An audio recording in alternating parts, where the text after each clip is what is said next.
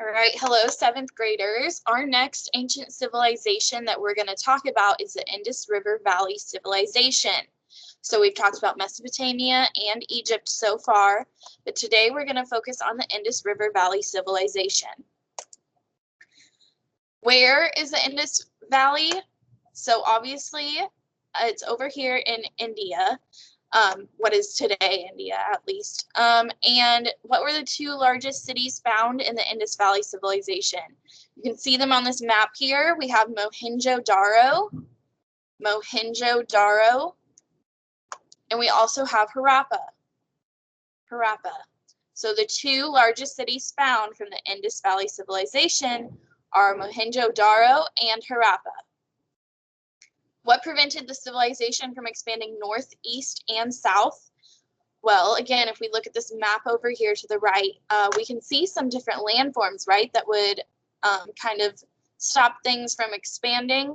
And so we have rivers, obviously. That is why these civilizations formed in these areas, is because of rivers. And that kind of is almost like a barrier, but also we have the mountains, right? And so the mountains, we have the mountains, and that keeps them from expanding past the mountains, but it also keeps people from coming in. And then we also have the desert. And again, you aren't going to want to, cross the desert either. And so those landforms are what prevents them from expanding. And so were the physical features around them helpful or hurtful?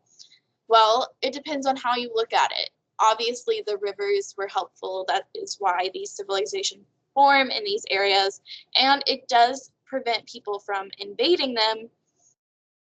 But like we said in the previous question, it also prevents them from expanding. So their civilizations can't expand past these areas, past these mountains.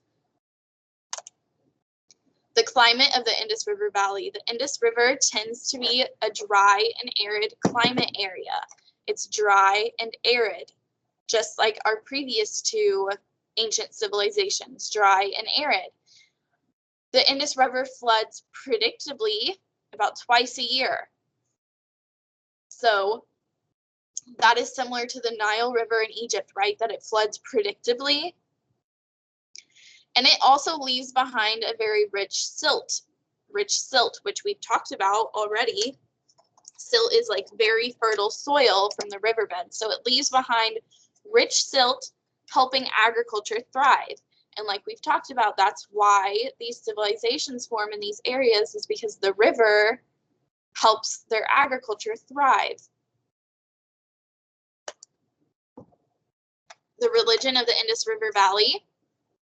We know very little about their religion. Very little is known about the religion of the Indus River Valley. But we do know that they're polytheistic.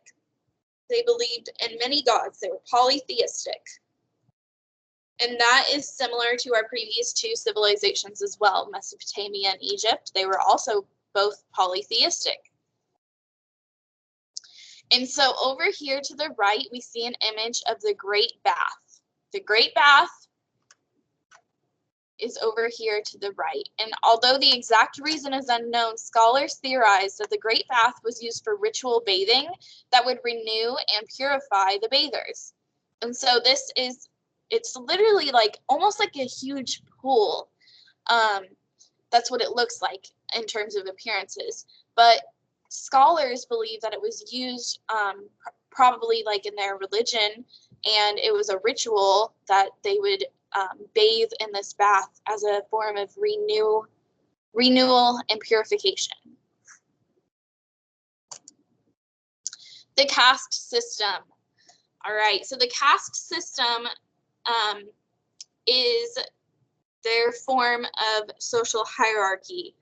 And so India had a caste system which divided Indian society into groups based on a person's birth, wealth, and job. It was based on your birth, your wealth, and your job. Obviously, these are how people thought in the past. This isn't necessarily a correct way of thinking in terms of how we think today, but this is how things were done in the Indus River Valley area thousands of years ago. And so people who had darker skin were always parts of the lower castes.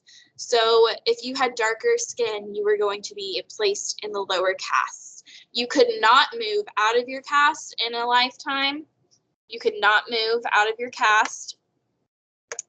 And it looks like my screen is cutting off the bottom here. Let me see if I can zoom out for a second, and then I'll zoom back in. If you were good, you may be reincarnated into a higher caste. Reincarnation is when you pass, pass after you die, you would be reborn into another being. And so your reincarnation could be into a higher caste. But during your lifetime, during one lifetime, you could not move from caste to caste. You could after you were reincarnated, but not during your lifetime. And so I'm going to go back into presentation mode now that we can see that. Maybe it'll fix my screen. There we go. Okay, so like I said, at the bottom, that's where you have the majority of your people, right? It's like a pyramid. So the majority of the people are at the bottom and there are less people at the top. So at the top, we have the Brahmins, the priests. You have the warriors. You have the herders and farmers and merchants, as well as craftspeople. So again, this is very similar to how the other societies were structured in terms of your job. And then at the bottom, of course, you have farm workers, servants, and laborers. So again, in terms of the job and the wealth, this is very similar to how the other civilizations formed their social hierarchies as well. It's just that in India, there were other aspects like your birth and what your appearance was. Language of the Indus Valley. Historians know so little about Harappans, which are people from the Indus River civilization, because we cannot read their language, which makes it an indecipherable script. This script is indecipherable. Their script is indecipherable. And so that is why we know so little about their civilizations, because we can't quite understand their language. We do know that the language was written from right to left. So, today we write from left to right, but they wrote from right to left. And seals, such as the one on the right, were used for stamping goods. These seals were small, about 1.5 square inches. And they were carved into stone. So, like I said, indecipherable, that's one of your vocab words. It's where we know little about their language because we are unable to read the language. And it was written from right to left. This is a video that we will watch during class, so make sure you're paying attention during class. We'll watch that there. Just to keep this video short, though, I'm going to skip through this. Oops. There we go. Technology. The technology of the Indus Valley civilization. Indus Valley is home to some of the oldest cities in the world. So they have some of the oldest cities in the world. Mohenjo-Daro and Harappa had advanced engineering and city planning. If you look up images of these civilizations, they were very advanced and complex. When you think about how old they were extremely complex and advanced. They had organized streets. They had a sewage and drainage system, which is just so amazing when you think about it. If you know anything about European history, this is an issue in more recent times, that there were not proper sewage and drainage systems as recent as, the early 1800s. And so that's a very complex system that they were able to develop to keep their streets clean. They had public baths and public storehouses. So they valued, hygiene. They also had organization of cities.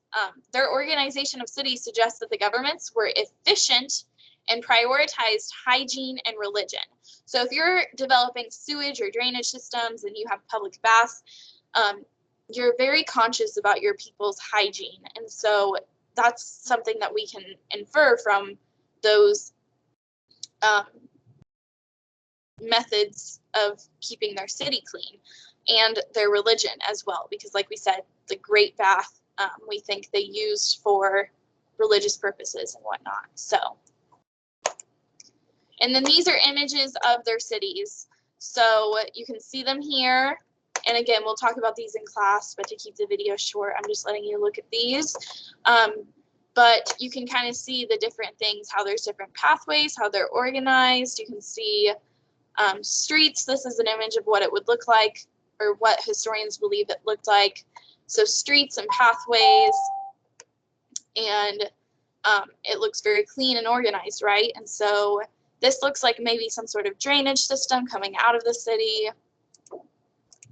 Yeah, so if you have any questions, make sure you ask your teacher, and that is the end of the Indus River Valley civilization.